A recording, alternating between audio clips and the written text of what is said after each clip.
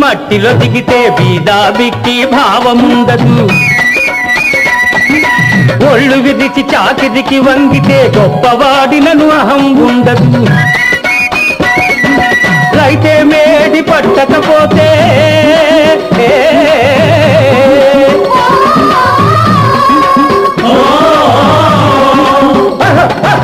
రైతే మేడి పట్టకపోతే నవధాన్యం పండించకపోతే తినడానికి నీకెక్కడ ఉంది, ఇంకా నీ బ్రతుకేముంది.